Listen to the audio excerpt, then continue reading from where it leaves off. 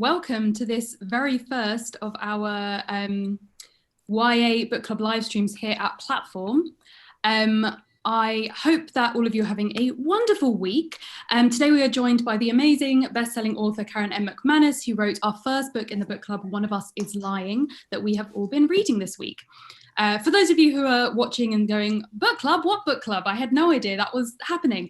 I have left a link to the announcement video, which will explain everything, but essentially there are 4 different ways you can get involved.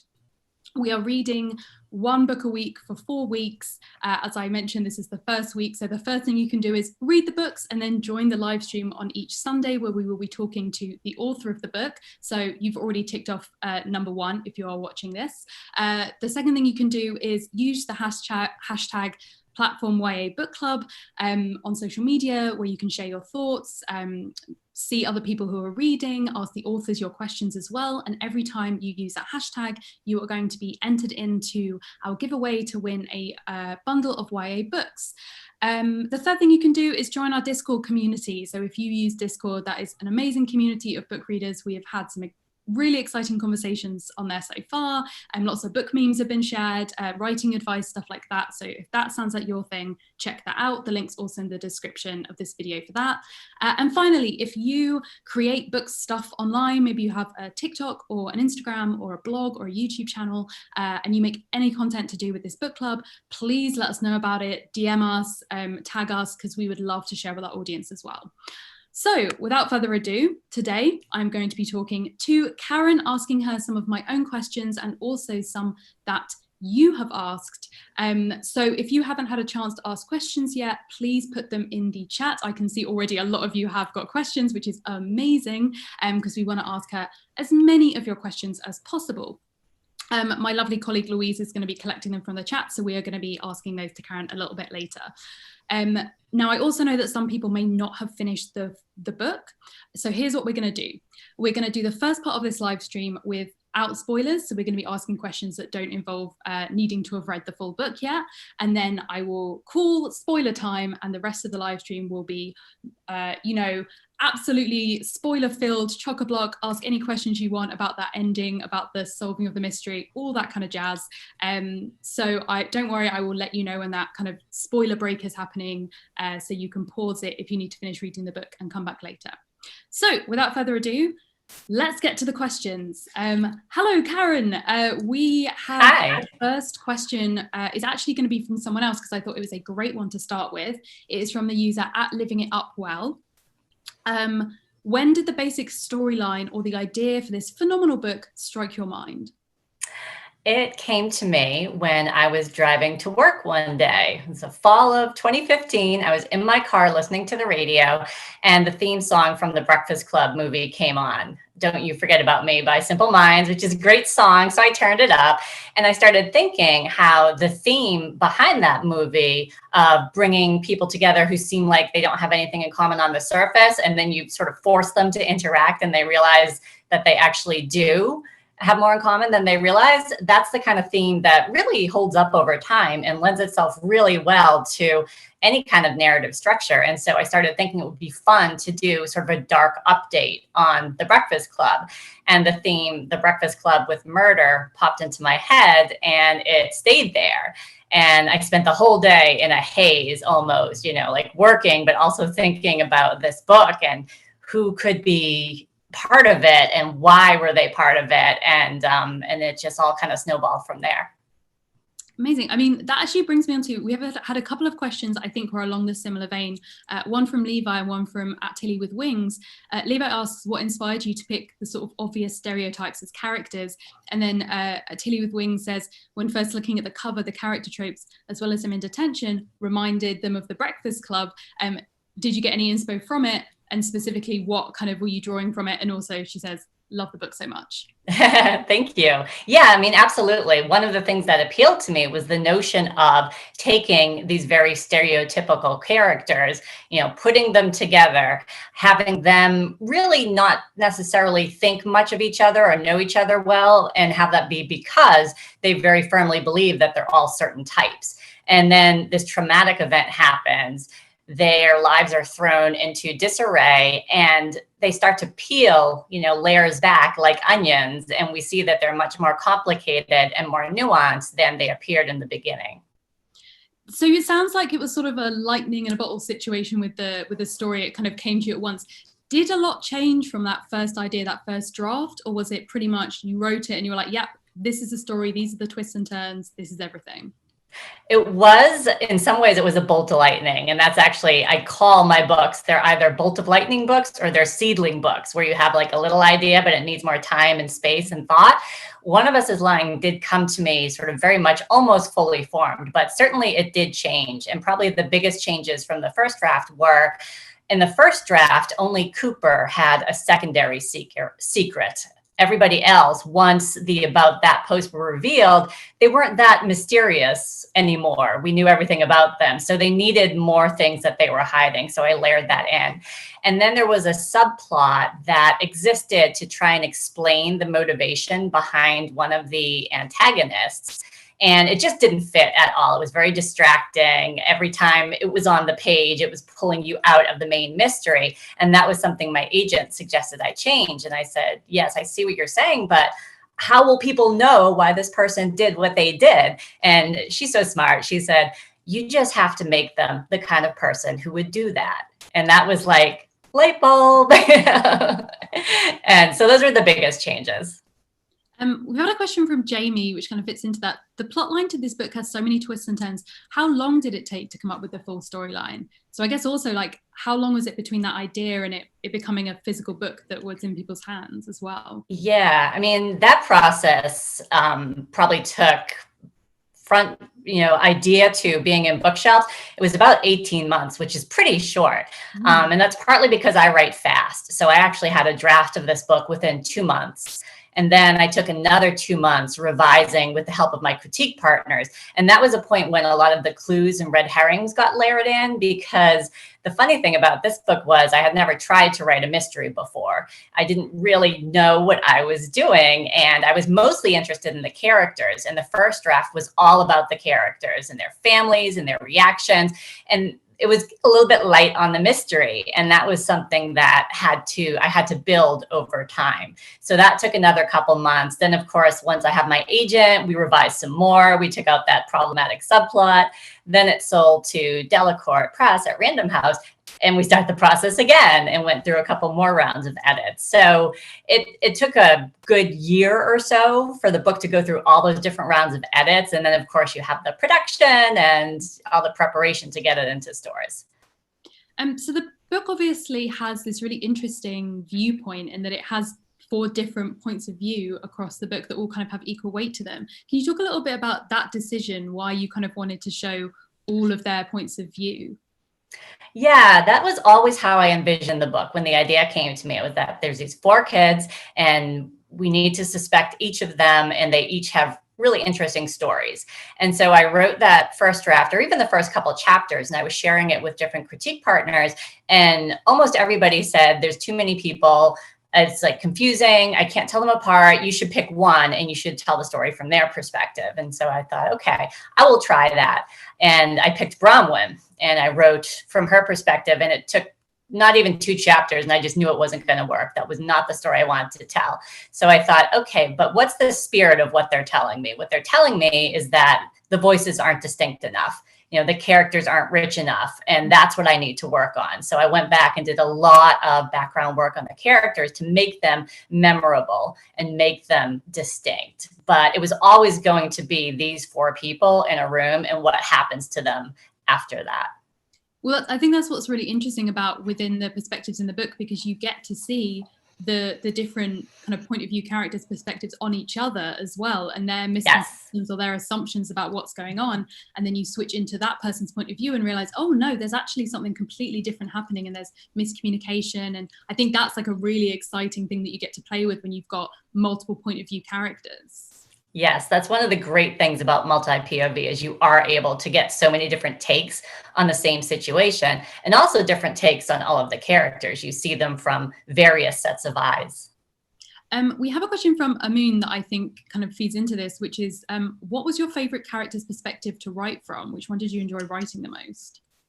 I enjoyed writing Nate the most because Nate had a really strong voice right from the beginning. He was always the character who, when I sat down to write a Nate section, it just flowed. I always knew what he was going to say. It was kind of like he took over. And at this point now, I'm actually working on my 6th book.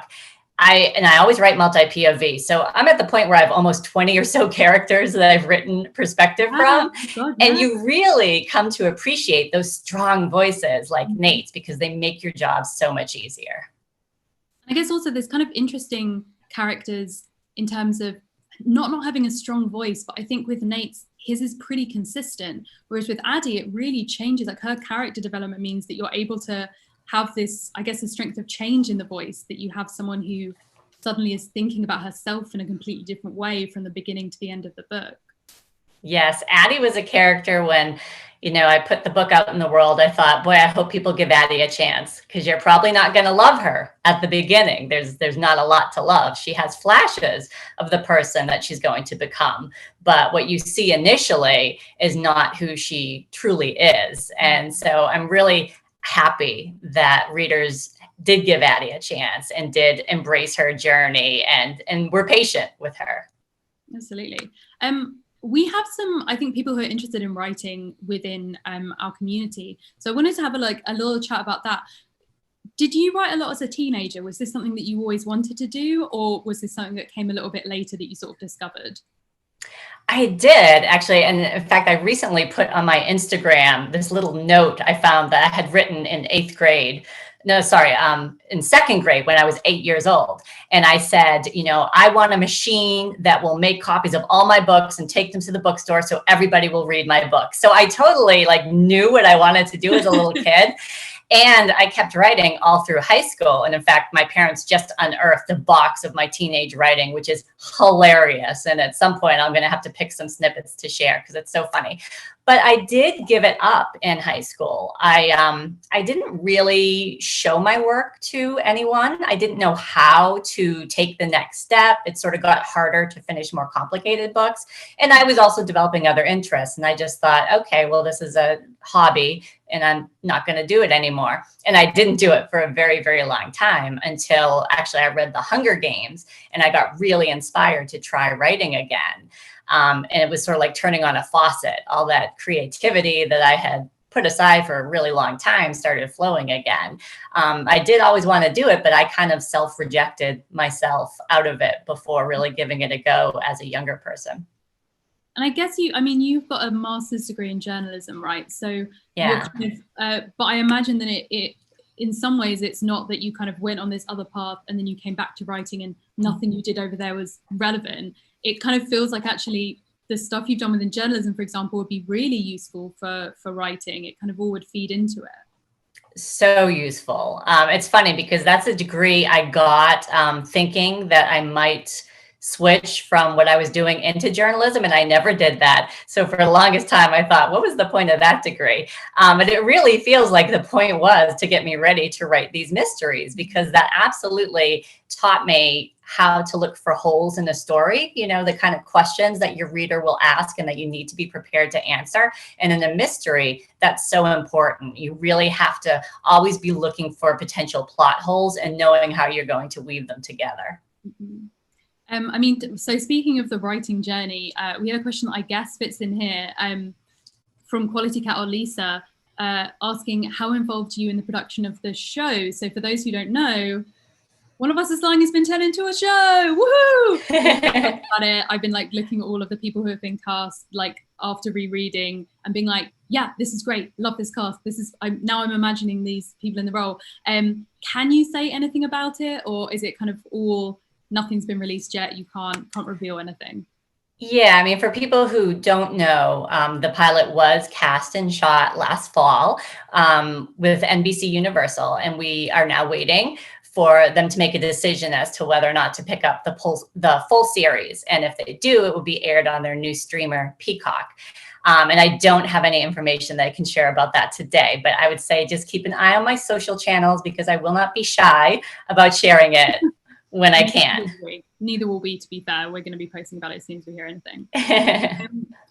In terms of, we kind of talked about the the impact that things like doing the journalism degree or kind of other things have had, and the Hunger Games and Breakfast Club and all this kind of stuff. Do you kind of read and watch other thrillers? Was that a particularly strong inspiration for you? And if you do you keep kind of that reading and watching while you're writing yourself, or do you have to like separate yourself from the genre when you're working on your own stuff? Yeah, I mean, yes to both. I was always a big thriller reader when I was a kid, and I tended to read up as a kid because the young adult category was not as robust as it is now. So I would read like Agatha Christie, and I would read Stephen King or whatever my parents had lying around. And then as I got older, I read a lot of Gillian Flynn, who's, a real inspiration of mine. And when I write, though, I do try to avoid reading thrillers because I just don't want anything to seep in while I'm doing that very delicate construction of clues and red herrings and misdirections. So, but I do still like to read. So I'll usually just go right outside my genre and do something like fantasy, or straight contemporary, and save the thrillers for, the editing phase when my own book is more baked. Fair enough. That makes sense. We've had a question from Joanna that I think is really interesting, especially talking about Addie and the different characters. That specifically, I guess, partly about the kind of sources of inspiration from you. She said, the sister relationships between Addie Ashton and Bronwyn Maeve were highlights of the book for me. And from the acknowledgement, it seems like you also have a sister. How much, if at all, did your relationship with your sister inform your writing? Oh, very much. Yeah. My relationship with my sister is definitely the inspiration for Bronwyn and Maeve. And I'm the Bronwyn, she's the Maeve. And then Addie and Ashton, later stage Addie and Ashton, because Addie and Ashton weren't close to start. But actually, neither were my sister and I when we were sort of that age. We're 3.5 years apart. When you're 16 and, 13, that's a much bigger difference than it is now. So it took time for us to grow into that closeness. But now she's my best friend. And whenever I write a sibling that's, got one another's back 100%, that's based on my sister. And I love to write siblings. I think it's such an interesting, varied relationship. And One of Us Is Next, I wrote a much more challenging sister relationship with Emma and Phoebe. And that took some time to get into that because my initial instinct was to make them much closer and more supportive. And that just did not work for those two. I've just realized actually kind of very helpfully in the live chat, I've kind of gone on to look at some questions from there. And I've got a couple that actually kind of feed into this. So you talked about the idea of like you and your sister being quite similar, like you being quite similar to Bronwyn. Would you say that that's the character that you relate to most? Which is a character, this like question from Robert Osborne actually has asked that question in the live chat. I don't know if I would say I relate to Bronwyn the most. I do relate to her. I think I was probably closest to her type in high school, but I didn't have Bronwyn's confidence. Bronwyn knows exactly who she is, and she's not about to change for anybody, which is wonderful about her. But I think I was a lot more like Addie in terms of letting other people define me in different ways when I was younger, and also like Cooper in that I was like a real people pleaser. I just wanted people to like me, and I would suppress parts of myself in order to make that happen. So I really related with all of them in different ways. We had a question from Isabel Bradshaw, and actually a similar question from a user, Hand Squirrel. If you could choose one of your characters to meet or to like come to life, who would you pick from the book? Oh, wow. I wish they all could, but I would probably pick Cooper. I think we all need a Cooper in our lives.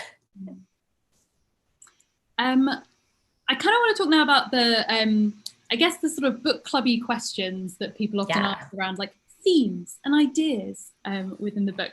And this book does touch on some, I guess, sort of like issues, but never in a didactic way or a way that feels like you're preaching to people about stuff. Like there's a lot of experiences in there, whether that is to do with like family members with addiction issues or relationship. Like there's so many things that are encompassed, but it never feels like you've kind of forced them in there. Was that kind of idea of dealing with these kind of topics in that way intentional, or something that just kind of came out as you were writing? I mean, part of it is my style, I think, and my voice, but I did want, there were things I wanted to address that I thought were relevant and interesting for teens and adults. But I don't want to tell my readers what to think. My readers are more than capable of bringing their own thoughts and perspectives to the page. I just want to stimulate discussion, debate maybe, and reflection. And I know when I was a teen, the slightest hint of a lecture would send me running as far away as possible. So I don't think in my type of book, that really is kind of centered around a mystery and around character development, it just makes sense to allow these issues to emerge naturally and to become part of the characters' lives and their conversations and their background. And then you as the reader can kind of take that in through your own lens.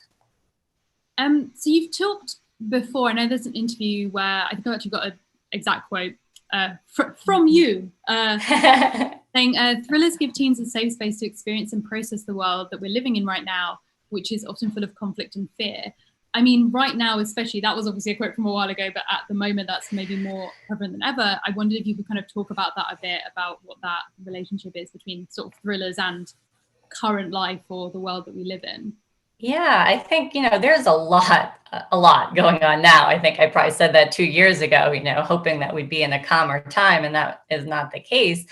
And I think what's challenging about the world now is how 24/7 it is. We're constantly being bombarded with information. We're online, we're social, we're seeing other people's lives. We're seeing a curated version of their lives, and we take that in and compare it against our own. And so there's just a lot of pressure and there's a lot of stress. And I think particularly in the teenage years, you're coming across lots of firsts, you're figuring out who you are. Maybe that involves some early losses or, some early trauma that you're dealing with.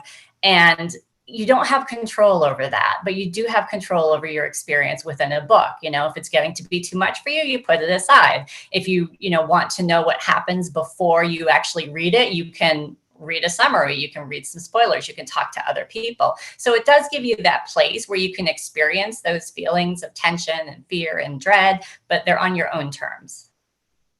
Yeah, I mean, one thing I think is really interesting within the book is social media, because it's so seeped into the entirety of the book, and it allows you as a young person to, you're right, like curate a version of yourself or something that you feel confident in, that shows your interest, that you can kind of find community around.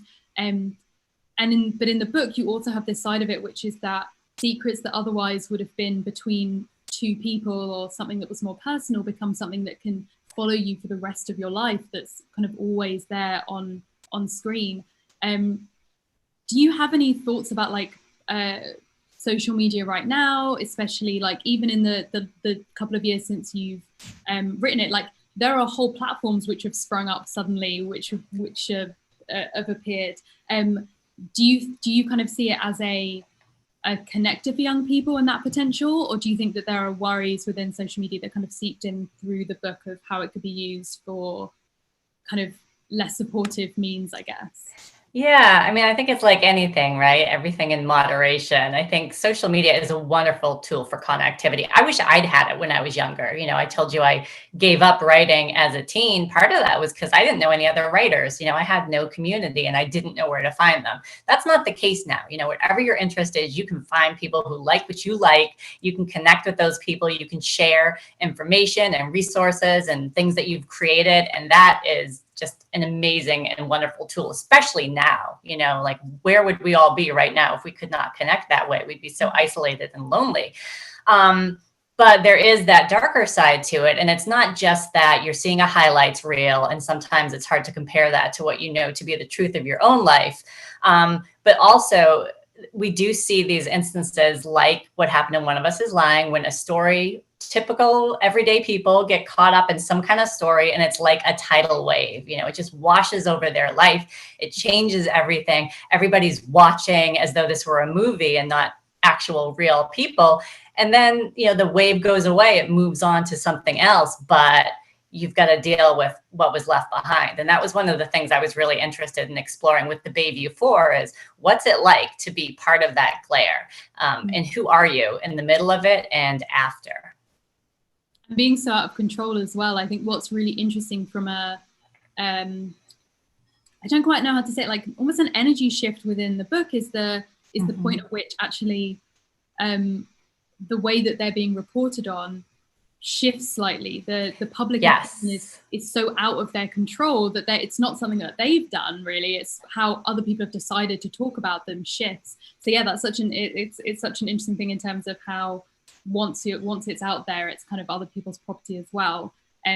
Which I guess in a weird way, kind of like a book, kind of like an audience deciding what they think about it. And you just hear of, you know, when an audience can decide what they want to get from it, they can decide what they're going to read into it. I mean, did you have an idea when you were writing of something that you wanted readers to take from it, whether that was thematically or like a feeling while they were reading? Did you have a strong sense of that? Or was it very much like, I'm writing for me, and if readers get various things out of it, that also works? Yeah, I mean, thematically, I think the big idea behind a lot of it was acceptance, you know, like of yourself and of others. And so many of the things that go wrong for these characters in the book is because they are hiding parts of themselves. And sometimes it's because it's something they don't like about themselves and they should change it. You know, it's a flaw that they need to work on. But other times it's just who they are and they need to accept that and be proud of that. So it's all the different ways that you figure out who you are and how you're presenting yourself to the world. And, you know, is that your true self? And I think that's something that, you know, a lot of people struggle with well into adulthood. So the takeaway for me was that, you know, everybody was kind of living their best lives when they had accepted the parts of themselves that were important to them and that were necessary for them to become the kind of people that they were meant to be. Amazing. I've got one more question, which is from someone who submitted questions before the live stream. And then what we'll do is I'll go over to the questions from the live stream and we can make our way through those to make sure that everyone gets the question answered. So this one is from Amy, or Amy's Bookish Life. What would your advice be to aspiring authors of YA thrillers?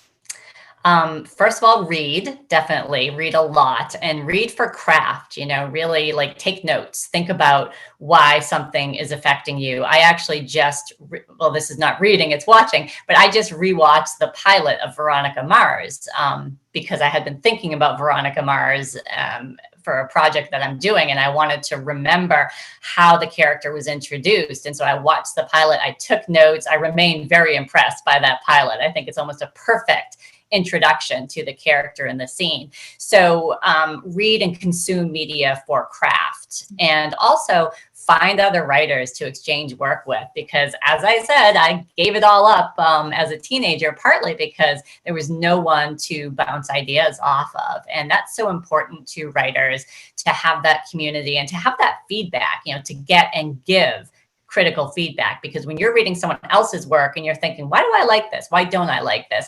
That's the kind of thing that you can apply to your own work as well. Amazing. Not to plug the Discord again, but in the description, there is a Discord in which we do have some channels around writing and for young writers to kind of share work. Oh, great. Get feedback on. So if you're thinking, oh, I've been super inspired by what Karen is saying, but I don't know anyone who might be writing who I could, you know, do some kind of feedback stuff with or get inspiration from other writers, that might be something to check out. That's great. I'm going to go over to this live chat and see what we have. I'm just going to go through these because I want everyone to have a chance to have their questions answered. So, a question from Hannah and her books asking, do you have a preference between characters, specifically like between Bronwyn and Addie or between Nate and Cooper? Or do you kind of love all of your children equally? I do. I love them all equally. It's impossible to choose. I do appreciate the characters like Nate who have super strong voices because they make my job easier. But they're all so special to me. I still think about them all the time. I think about where they are, what they're doing. They feel very much like real people to me. So I couldn't pick a favorite. At Tilly with Wings wants to know, are there any characters inspired by people that you knew in high school or I guess in any other time of your life? Not really. I mean, there's like little things sometimes, little mannerisms that you might sort of borrow, but for the most part, they are just fully imagined people. Star Violin asks, while writing, did you come to a point when you hated some of your characters or their personalities? Not my main four. I always love them. Certainly there are antagonists. I'd say some of whom I had a lot of sympathy and affection for, and others whom I did not. So I think we can maybe talk about that in the spoiler section as well. Mm-hmm. That's an interesting one to talk about. And then a fun and very specific question from Yasmin Gorbel, who wants to know, how old was Ashton in One of Us is Lying? Oh, Ashton, I think that I had her be 24. She was, right around like 7 years older than Addie. So she had been through college, she had a couple sort of years of work under her belt, and she had gotten engaged to her fiance, Charlie. So we actually have quite a few questions on writing, as I kind of suspected. I know that everyone's kind of got a lot of aspiring authors, which is amazing. So Star Violin, another question from you, hello, asks, do you anticipate people kind of guessing who the culprit is, or what kind of the ending of the mystery is? Is that why you always blow our minds with a plot twist no one expected? Yeah, it's fun when you can surprise readers, but I think that at least the way that I look at twists and turns and misdirections is they're great if they work. If they don't, if you figure it out, then I hope that you still enjoy the journey. So the success or failure of the book should not rest on whether or not someone can solve the mystery. So you really, at least I feel like I really need to put a lot of time into my characters, give them really rich stories, give them very believable and relatable hopes and fears and needs, so that you're rooting for them. You want to see how things turn out for them, even if you know who did it and why. But I do like to try and throw in a lot of little sub-mysteries, things that you solve along the way that maybe distracts you from that big thing that drops in at the end. Well, that's interesting then. We've got a question from Isabel Bradshaw, which kind of feeds into this idea of like strong characters. Did you plan the characters perfectly before, or kind of go with the flow? Like, what was that balance between already not just having a strong voice for them, but knowing like exactly who they were going to be, whether that's their background, their secrets, all this kind of stuff, or was it kind of, we'll see where it goes for some elements? I did. There's always some element of we'll see where it goes, which is part of the fun. Things come to you as you write, but I did plan a lot for these characters because I knew from the beginning that the book was going to rest on their shoulders, and people needed to care about them. So it was the first time I'd ever done this. I did character worksheets where I wrote down all this different stuff about them. And some of it was just silly things like, what's your favorite food and what's your style of dress? But it was also things about what do they want? What are they scared of? Who do they care about most? That type of thing. So I did a lot of upfront work on that. I also gave them all playlists with different songs that to me kind of evoked the mood of them, or the story that I wanted to tell about them. And then I would listen to that when I was writing them to help me get into their headspace.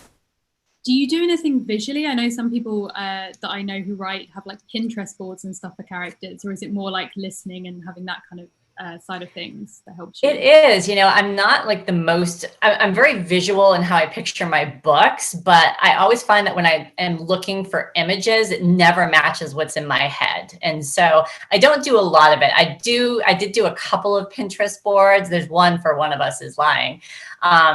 But it was after I'd written it, I would come across things that I thought, oh, this kind of reminds me of X, and I'd save it to the board. So I don't do as much of that. I know lots of writers do, and I think it's really cool and a very fun tool. It's not that important to my process.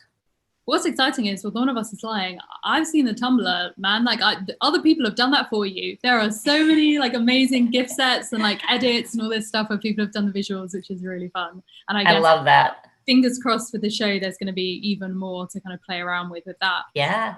A question from Robert Osborne. Were you surprised the book has been popular with so many people of all ages and not just young adults? Yeah, that was one of the most welcome surprises of all. Certainly, I wrote for young adults, but what I found is that while young adults are definitely reading it and enjoying it, it truly is all ages. And one of my favorite things is that I often hear that teens are reading with their parents, which I love. And there was even one teen who told me she was reading it with her grandmother. And she had sent me some, text messages from her grandmother who was like reacting to the story as it went along. And it was just the cutest thing. So the idea that families are coming together over this book is just so exciting. Question from Yasmin Gorbel. She asks, which book are you most proud of? And also, which was the hardest to write?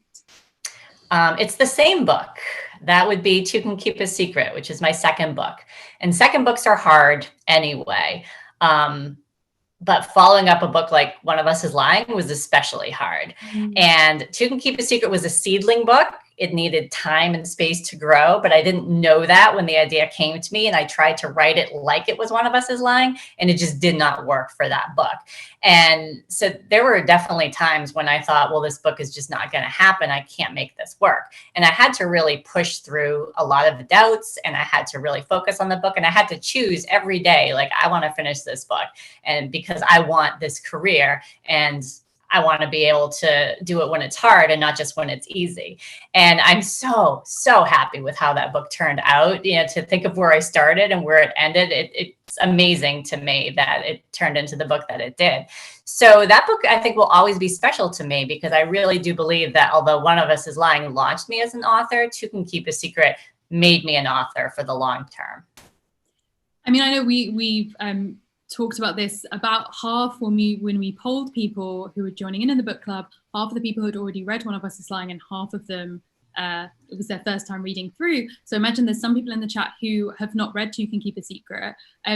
I guess, do you want to do a sort of quick elevator pitch of this is what the book is about? If they've read the One of Us is Lying now and are like, oh, I kind of want to read more of Karen's stuff, like what can they expect from that book if they keep reading your work? Yeah. And Two Can Keep a Secret is not a sequel to One of Us is Lying, which sometimes people think it is. It's a little confusing with the one and the two. One of Us is Next is the sequel to One of Us is Lying. So Two Can Keep a Secret is separate characters, separate universe. And it's about these two teenagers who live in a town called Echo Ridge, which is known for missing girls. And one of the teens, Ellery, she's just moved into town. It's her mom's hometown, and it's actually her mom's twin sister who had disappeared more than 20 years ago. She's one of the town's unsolved mysteries. She meets a boy named Malcolm, whose older brother was suspected but not convicted of killing his homecoming queen girlfriend. So they're both tied to this town's very dark past. And then when a third girl disappears, they are trying to figure out what's happening, whether it's all connected, and ultimately, if there are secrets that maybe should not be told. Dun, dun, dun. Dun, dun. Let's go for a question from Julia Eisen. She's asked, what are some other YA authors that you can recommend? Oh, gosh, yeah, so many. I always recommend, of course, I recommend a lot in the thriller space because that's my space. Tiffany D. Jackson is one of my absolute favorites. We debuted the same year in 2017. Her first book is Allegedly. I mean, talk about an ending that blows your mind. That book is right up there. And she has a new one coming out in September called Grown. All of her stuff is just so, so good. Kara Thomas is also a thriller mystery writer who's amazing. Caleb Roerig, Tom Ryan, Mindy McGinnis is fantastic, and Lamar Giles. So those are some of my peers. E. Lockhart as well, that I recommend constantly. Amazing. We have our last question before we're going to dive into the spoiler section. If you have any more questions, by the way, anyone who's watching and want to put them into the chat, even if they're not spoiler related, still put them in because we can come back to them within the spoiler section. That's obviously no worries. So last question is, Hannah and her books, how do you write a relatable YA? Not to sound like a broken record, but I think it comes down to characters. I think people need to care what's going to happen to them. And in order for them to care, they need to have relatable problems and relatable flaws and relatable goals. So there has to be something that's important to them outside of the plot of the mystery. You know, you think of it as two parallel paths, and the mystery is going down one, and you've got clues and you've got misdirections and you've got, you know, antagonists and you've got ultimately a solution. But going alongside that, you need to have an arc for your characters. And I like to say, I didn't come up with this, I wish I could remember who did, but your characters should be doing something in your last chapter that would have seemed impossible for them to do in the first chapter, because they have grown so much. So you need to send them on a journey that complements the external plot.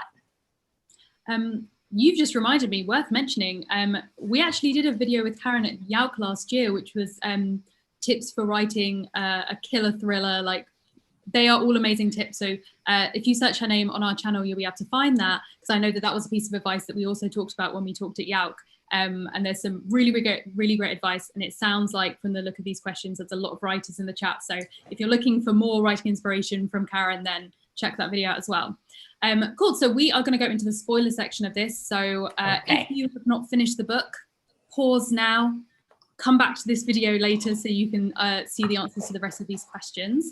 And while I give a second for people to pause, I'm going to take this opportunity to talk about The Cousins, which is your new book. The UK book cover was just released. If you haven't seen it, then check out our Twitter at Penguin Platform. We've retweeted the cover on there, which you will all book collectors out there will be very pleased to know does match the rest of the covers in Karen's kind of repertoire. Can you give us another sort of elevator pitch for that one? What's this new book about? Can people expect another thriller? What's happening with The Cousins? Yes, another thriller, another mystery. It is about, not surprisingly, three cousins, and they really don't know one another. Their parents were disinherited by their very wealthy, very eccentric, widowed mother many years ago before they were born, and they claim they don't know why. And then out of the blue, this grandmother invites the three cousins to spend the summer with her at her island resort. And they really don't know what to expect. And when they get to the island, they start to learn some really dark secrets about their family. And eventually it becomes clear what happened all those years ago. So it's, I think it's the soapiest book I've ever written. It's like a little bit revenge, a little bit Succession, a little bit Knives Out, you know, there's lots of, and none of those except for revenge were out when I wrote it, but somehow it sort of fits in like really well with some of my current favorites. So there was nice serendipity there. Oh, I'm so excited. Spoiler time. I'm so excited. Okay. Great. So the first question actually came in from the chat because you mentioned, you did a little hinty hint. This has come from DS, who asks, during the spoiler portion of this, can you tell us what the subplot of the antagonist was? Which antagonist was it, first of all? And what was that sort of subplot going to be? What was happening there? So this is interesting. I actually am not going to tell you, because one of the biggest questions I get is whether or not I'm going to write a third baby book. And I'm not sure that I will. But if I do, I will probably bring back that subplot in some way. So I feel like I really can't answer that. I'm sorry. That is honestly fair enough. So 20-something asks, did you always have the killer in mind? Did you cycle through other possible suspects while writing the book? Why did you land on what you did? For this book, I always had the killer in mind, and I did briefly consider other possibilities, but not for long. This is in stark contrast to Two Can Keep a Secret, where I essentially rewrote that book 3 times, each time with a different killer. So the vision was more clear for One of Us Is Lying. Was that one of the first things where you like, okay, this is going to be the twist, like as one of your initial flashes of inspiration right at the start? Or was that sort of Breakfast Club idea of like the thriller in the classroom was at the beginning, and then that came a little bit later when you were figuring it out?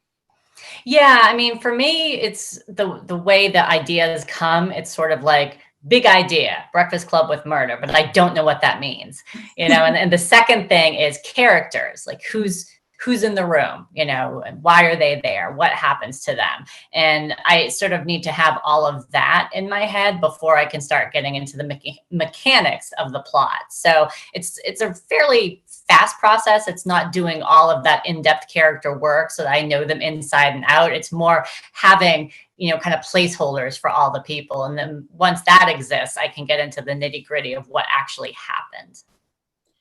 So obviously within the book, you've got different people who start to be suspects at different times. You have like quite literally Nate being a suspect by the authorities as well as by the readers potentially. Yes. And you also have the possibility of these, although it might seem like with 4 different points of view, you would trust like, oh, okay, so we know that they can't have done it because they're the point of view characters. We know full well that like unreliable narrators are a thing. People could totally be lying to us. So it kind of feels almost like anyone could be the killer at any one time. We've had a question from Natabat. When you were writing the book, was there a particular character or characters that you thought your readers would suspect the most? I wasn't sure. I wasn't sure if anyone would suspect Nate because he was the obvious suspect to the authorities, right? So if you're putting your mystery solving hat on, you're thinking, well, he could not have done it because they arrested him. So that's wrong. But I have heard from some readers that they did suspect Nate. And I did put a few things in there to try and get at the notion that Nate obviously is someone who feels like he has very few choices in life. He's been cornered in many ways by his environment. And does that make him dangerous? Maybe. But I think they're all like that in some ways. They've all got things that they want very, very much. And when people want something a lot, you can't discount what they might do to get it or to keep it. Interestingly, from you saying about not being sure about that people would suspect Nate, we had a question from Lily Ventris on Discord, which is honestly a great written question as well. I saw a semantic field of death around Nate's life. For example, his mum dying, and when he fed Stan, his pet lizard, crickets, he talked about them being oblivious to what their fate was and about their naivete to their inevitable deaths. This led me to believe that Nate was the murderer, and I was wondering whether this was intentional. It was. Those are some of my little, clues, not clues exactly, because Nate's not a murderer, but my little bits of perspective that I put in there to make you question, could Nate get pushed far enough to do the unthinkable? Is that how his mind works? Another question on Nate, actually. You had everyone else have a good and supportive lifestyle, kind of apart from Nate's. Why was that? Either why that character, or why kind of did you want a variety of different backgrounds for the different teenagers? Why that decision? Yeah, interesting. I don't actually think everyone else has a good and supportive background. I think Addie has a very toxic parent, and she's raised with some very wrong ideas about herself. Her support eventually comes from Ashton, but it has to be earned over the course of the book. And I think Cooper, although he has loving parents, he also has a very aggressive stage parent who's pushing him and sees him a certain way and refuses to see anything else about him.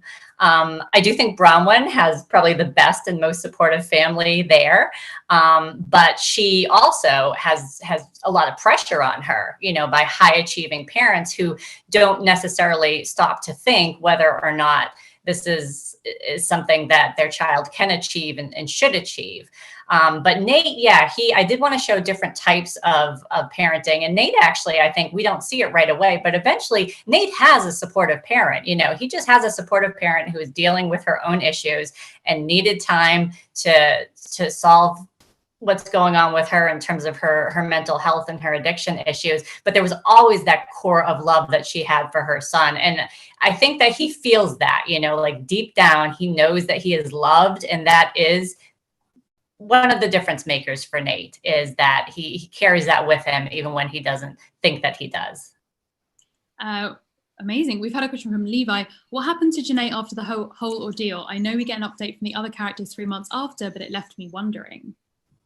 So in One of Us Is Next, there's a brief mention of Janae, that she is off at college in Seattle. And I picture Janae like very much college is her place. High school did not work out for her in a lot of ways. She didn't really find her people, but she does that later on. Actually, one of the really neat things about the show being in development is there's the most wonderful young actress playing Janae. Her name's Jessica McLeod, and she's musical. And she brought kind of like a musical element to her audition. And Janae's not musical in the book, but I thought, oh yeah, Janae would be musical, and she would be off in Seattle, like playing in a coffee shop. That's what Janae is doing. So that's how I picture her now. I mean, I can see that. I want to kind of know, how did you come up with the secrets? Was that something that, because obviously it's a play, it's like this subversion of the idea of like the brain, the beauty, the jock, to have these secrets that kind of say to you, well, you thought that this girl was all about this because you think that she's this stereotype of being the brainiac, but actually she's cheating on her chemistry, like tests. You kind of have these subversions of what you might think on the surface is a stereotype. It kind of all bubbles underneath. Was that always conscious? Were you always thinking, okay, how can I create secrets that are going to not just be explosive for their personal lives or for their social lives, but also be in conversation with these kind of Breakfast Club stereotypes?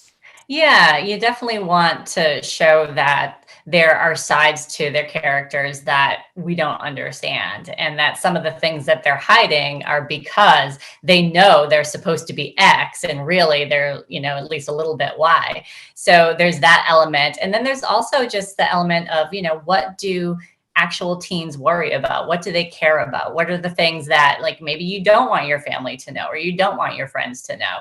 Because it's important, I think, to have empathy for these characters and understanding some of what they do is because of their fears of people learning things about them that they're not ready to share. We've got a question actually come from two different people who've asked the same question. One's from Always Smiling, and one's from Hadid. I'm going to try and do actual names properly. Hadiya Wahib. What was your inspiration for Chris and Cooper? I wanted Cooper to have a happy ending. I really wanted him, knowing that, there wasn't necessarily time in the book for his family to come around 100%. Like that is going to take time because of who they are. They unfortunately, his father in particular, is not necessarily ready to accept everything about his son. But I think with the character of Nani, we know that Cooper is loved and accepted 100% by her. And she's going to be excited about his relationship with Chris. And Cooper is, he's ready at the end of the book to just be happy and be open and be a different, live a different kind of life than he had been. And so I wanted him to have somebody supportive, somebody kind, somebody smart, somebody that his grandmother is absolutely going to love, she's going to just dote on him and it's going to be really cute. So I think that was the inspiration for Chris, is just letting Cooper know that is 100% going to be okay. I think what I found really exciting about the book on the reread was there's kind of been this very bleak, Scandi detective mystery thriller type thing where a lot of the time it's very isolated. There's like someone on their own and they're having to figure it out. And what was really exciting about the book for me was actually everyone was coming together. There was like we've got to try and pull together to solve this. And even when it was actually not in their best interests in terms of if they were to be selfish, to start to try and investigate when Nate was arrested, for example, to prove him innocent because it took the heat off of them. And they knew that they were being set up. So they didn't know whether someone had more evidence that they could like pin on them if they started to interfere. They still all made the decision to help.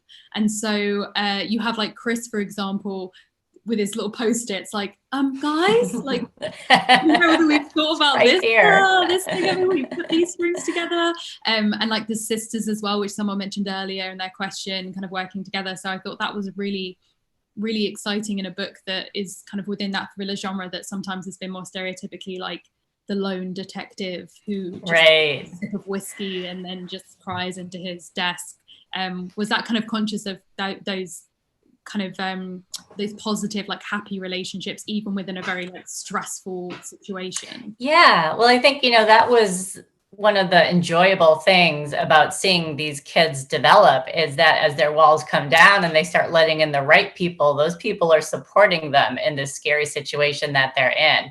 And so not only are they not, isolated within this group of four and, oh, nobody can understand what we're going through, but they actually become a much bigger group, with Maeve involved, with Chris involved, with Ashton involved, even on Nate's end, he doesn't have a lot of people to pull in, but he's got Officer Lopez in his corner, like pulling for him. He's got Eli, who comes in and agrees to help, even though he really does not have time to help. And so by being more vulnerable, and being open with each other, they create the support system that ultimately allows them to solve the mystery. We've had a few, I'm kind of going to bunch a couple of these questions together because we've only got 5 more minutes and I kind of want everyone to kind of have their questions are answered. So we've got at Happy Teacher. I've read both books in 3 days. And I have a question. Is this it for Bayview? They were both brilliant books. I feel so attached to all of the characters, which also kind of links into Always Smiling, who had said that they'd love to see a point of view from Bronwyn at college. And also Samantha Clark's question, which kind of feeds into this, would be, do you think Addie will become sure enough of herself to realize that potentially TJ took advantage of her while she was in a fit state to consent? Her secret seems quite different to the others. So I guess it's questions about, will we see any more of these characters and what do you think was going on with them after what we've seen of them in these books? Yeah, I mean, I would say for Addie specifically, Addie Addie consented. She wasn't fully, sober at the time. Neither was TJ, but she knew what she was doing. TJ's not a bad guy, and Addie's not a bad person. She's someone who was in a very toxic relationship that she did not know how to get out of. And she made a mistake that ultimately put her on a much better path. So I think Addie's feelings about TJ are that, she has certain fondness for him. He was kind to her in particular when other people weren't, but that's it for her. She's not interested in anything further with him. I think I forgot what some of the other questions were. What was the beginning of that question? It was about, are you planning to go back for? Oh, back to Bayview. Yeah. So as I mentioned, I do have this thought, kind of running around in my brain right now of how I might be able to continue this story. And so it's possible that I would. It's just, I really want to make sure it's the right story. I love these characters in this universe so much that I want to do them justice. Mm-hmm. So it just takes some time to think through everything and make sure that I'd be putting the right story on the pages. I don't think I would ever follow Bronwyn to college. I just think, she would be too separated from everybody else that's important to the story. That would be hard to tell. But you never know. A question about Bronwyn from Isabel Bradshaw. Did you originally plan on having Bronwyn and Nate getting back together at the end, or did you think that they would go their separate ways at any point? No, I think Bronwyn and Nate are endgame. Yes. I mean, they're very young, right? They're very young, and they both have, paths that they are going to need to go down in the next few years. They're not going to be dating nonstop for the rest of their young lives. But I think Bronwyn and Nate are always going to come back to each other. And when the time is right, endgame. I mean, another question about potentially our love and endgame couple. Always Smiling wants to know, what is Eli and Ashton's life like when they're married? Oh, it's so cute. They're very happy. They're the example of a functional couple, right? Like they're the adults that you aspire to. They have a lot of respect for each other. They have a lot of love for each other, of course. But they are each their own people. They know who they are. They know what they want, and they're happy together. So I predict nothing but good things for Ashton and Eli. Amazing. I think we've just got time to do a couple more random ones just so we can kind of answer everyone's. Star Violin wants to know, how do you come up with the titles for your books? Oh, One of Us is Lying was actually a quote that Bronwyn says at some point in the book. So I had read somewhere when I was trying to think of titles that, oh, you should look for a good quote in your book. And there it was. So I used that. Two Can Keep a Secret, my editor actually came up with. And One of Us is Next is just like, it couldn't be anything else. It had to fit in really well with the first book so that you would know it was the sequel. And that just seemed like a logical choice. The Cousins, I know people were a little surprised because that's obviously a different kind of title, but that was intentional because I never set out to have all my books be numbered. And it's actually a little confusing for people sometimes because people do think Two Can Keep a Secret is, for example, the sequel to One of Us is Lying when it's not, or that they're a series when they're not. And I didn't want to get to the point of forcing it. So I thought this book is, a little bit different enough in style that it makes sense to give it a different book, a different type of title. Amazing. So I think that's everyone's questions. If I have missed anything, I have, because there's a lot in the chat and people have been using the hashtag and putting it on social and on the Discord and everything. Feel free to kind of ask some Karen on Twitter, maybe kind of at you on Twitter, because there might be a couple that have slipped through the net. That's the first of our book club live streams done. Thank you so much for joining us, Karen, and thank you everyone who's watching, because you have all asked some fantastic questions about so many different things to do with the books and writing and characters and all that jazz, which is so exciting. We just a reminder, for next week we are reading Full Disclosure by Cameron Garrett, which I'll do my own little elevator pitch for that one. I think I remember the tagline is Simone is HIV positive, but positive that HIV will not define her. Can you tell it's my job to know about these books? So good. So yeah, it's a really, really amazing book. We have left information in the description of this video about with the announcement video about how to get that book if you need to buy it online. If you can't get to a physical bookstore, we've got links of where to buy it online.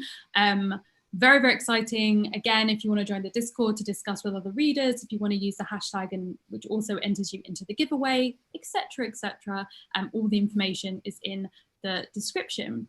That is absolutely everything. Again, once more to end, thank you so much, Karen, for joining us. And thanks for having me. Hopefully we'll see everyone in the chat again next Sunday at 4. Okay, bye. Sounds good. Bye.